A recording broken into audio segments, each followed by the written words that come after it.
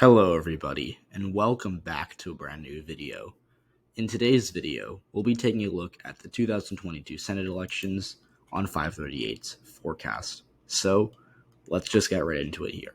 The Democrats have had a stretch of a really good past couple weeks. This has just been an incredible surge or rally in momentum for them, and it's kind of similar to what we saw in the summer of 2020, where Democrats really started to get energized around June and July, and there were points where Biden, I remember, had like an 80-90% chance of winning the election. The Democrats were Senate favorites. They were locked to win the House, and everything was, going well for them. And, this time, obviously, the Republicans still are at a bit of a fundamental advantage due to the fact that this is a more Republican-leaning environment and a midterm election.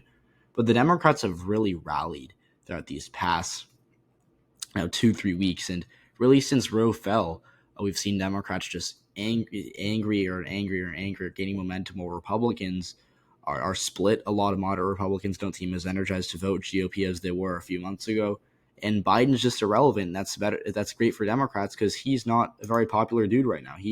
Has a 39% approval rating, and the more people don't care about Biden, the better that is for Democrats. And I think that when you look at the generic ballot polls and you compare them to Biden's approval, that really proves this. So Biden's negative 16% net approval. Although I will say it's interesting that Biden has gained about 2% net approval over the past week or so, which again is really interesting because he was at 37% a week ago. Now he's 39.5%. So it's not great because 37, 39% is still very bad approval rating. But it's interesting that Biden has gained a little bit.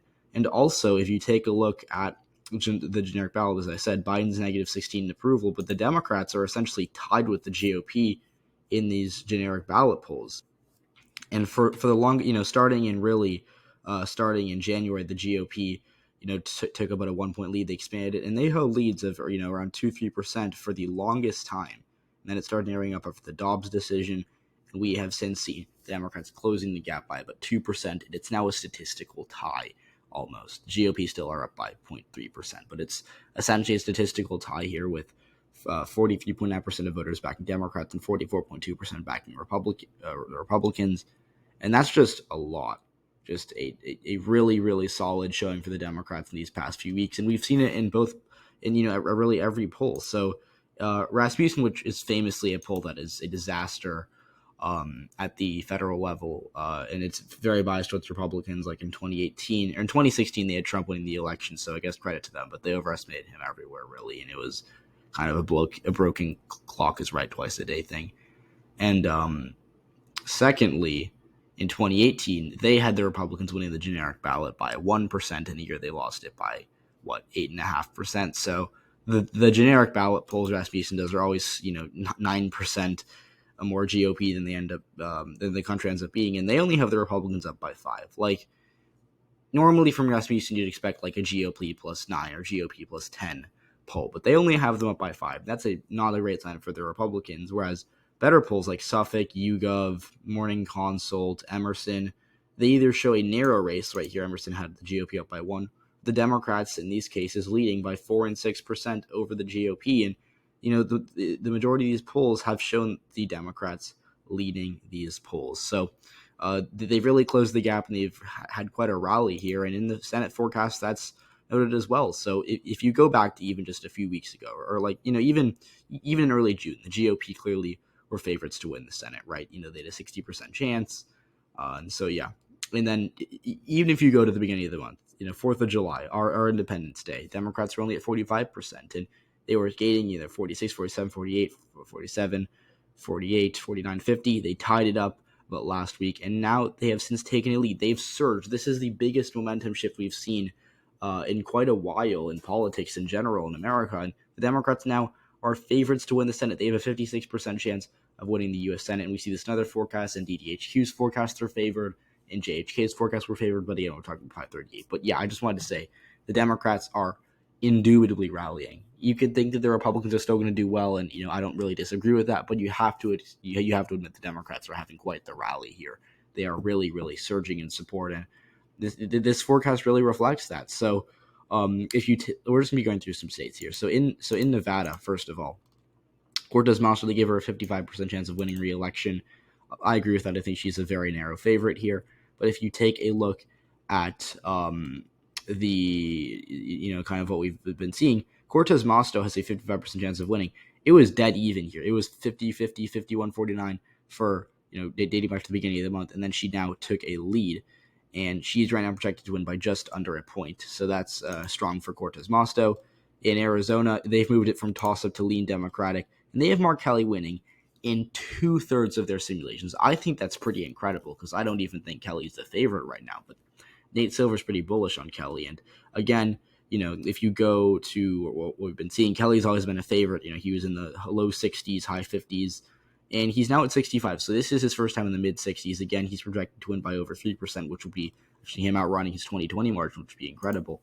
But yeah, Mark Kelly surging in Arizona. If you go to Colorado, this isn't really that competitive a race compared to Arizona or Nevada. But again, the Democratic Party was, I think, getting a little nervous, but not nervous, but they were a little concerned because O'Dea was surging. He went from 12% to 14, 15% really quickly beginning of the month, now back down to 12%. So that race, again, will pretty solidly go for the Democratic Party. Iowa was weird because the polls have shown like a tight race and no one really believes them. But they still have Franken only at a 2% chance of winning. Wisconsin is interesting because they have Mandela Barnes at a 32% chance of winning, which I think is pretty high. But it's interesting because even a few months ago, even in June, he was at 24% chance of winning, and ultimately that has since narrowed up to 32 to a 32 to 68 margin in favor of Ron Johnson. But again, in terms of the net margin, Mandela Barnes has gained a substantial amount, and so they actually have Mandela Barnes only losing by about 4% right now, which I think is very generous. So that to me is pretty incredible that Mandela Barnes is within striking distance of Ron Johnson. In Ohio, Tim Ryan surged. I remember he was at 16. He was at 10% in June. He was at 16% for a while, and he's now in the 20s. And if he keeps climbing, this race could get interesting because again, the GOP is getting really worried about this race. We've seen poll after poll showing Tim Ryan ahead. And I just right now I don't think he's favored, but like this race is getting really competitive as well.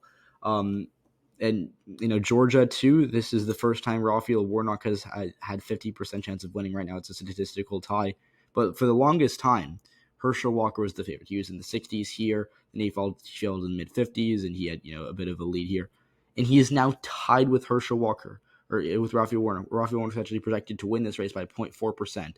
Which I agree, I think it'll be a very narrow Raphael Warnock victory. But for the first time in the forecast history in 2022, Democrats are favored to win this Georgia Senate seat, which is incredible to me. And then you go to North Carolina, Sherry Beasley, clearly they think that she has a bit of a chance here. Ted Budd has a 69% chance of winning. And even a month ago, he was in the 80s. It was very solid for him a month ago, and now Sherry Beasley is creeping up past 30%, which again shows more evidence of this surge towards Democrats. New Hampshire, Democrats are now nearing 3/4 chance of victory here. Again, it's been pretty solid here. They were at 72 at their peak, then they went down to 70, 69, and now they're back up nearing 75%, which would be an important benchmark for them to hit if they do hit it. New Hampshire is one of the states where I think the Dobbs decision helps Democrats the most because it's one of the most socially liberal swing states that's holding a Senate race this year. And then, so finally, Pennsylvania. Pennsylvania is the biggest one where we've just seen a complete disaster on the GOP side. And I have been someone who thinks Dr. Oz is going to win. I'll be honest, guys, I'm getting less and less confident about that every day. I've always said that I think John Fetterman's overrated. I think he's going to lose the race. I don't know if I still stand by the fact that the Republicans are favored here, but every day my confidence in that take wanes. And I'll admit to you guys, if you're watching the video right now, I don't know if I don't know if that takes me to age very well in November. We'll have to see. But again, right now, Dr. Oz, the roles were reversed in June. Dr. Oz had a 65-35 chance of winning the Senate race. It's now essentially reversed. That's that's a 30-point turnaround on both sides.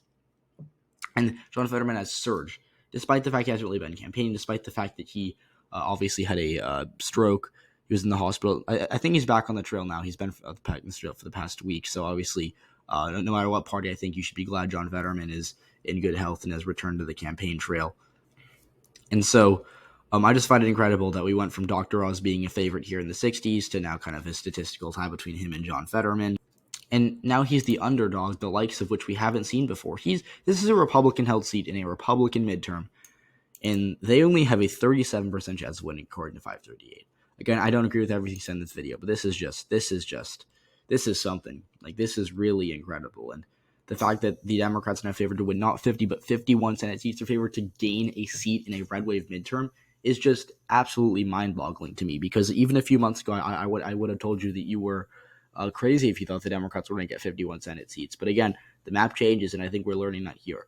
The map really will throw you some curveballs, and I think right now the Republicans are just getting hammered. I think the Republicans, as of right now, I don't think they're going to win Nevada. I don't think they're going to win Georgia. I think Pennsylvania is going to be a lot closer than I thought, although I'll stick with my Dr. Oz prediction. But again, just yesterday we saw the Republicans saying, "Oh, we have a path without Pennsylvania," which it's never good when they say that, because that's like the least confident thing you can say. That would be like an NFL coach saying, "We can make the playoffs even if we lose this game."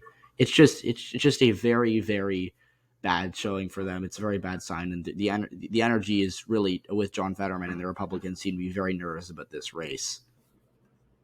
So yeah, I'm kind of just I did this video on the fly, but I'm really in a not shocked, but I'm really surprised by how these past weeks have developed. The Democrats have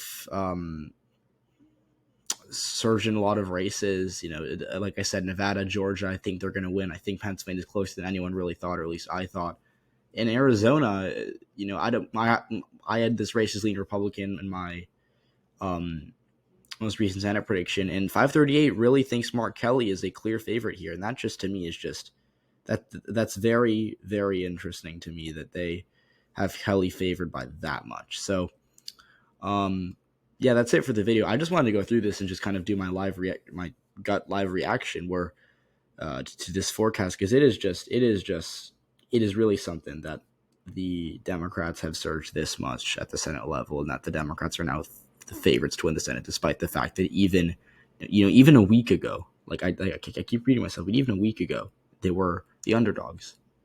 So that's it for this video, guys. I hope you enjoyed. Comment down below what you think is going to happen in these Senate races, and I'll see you all in the next one. Bye, guys.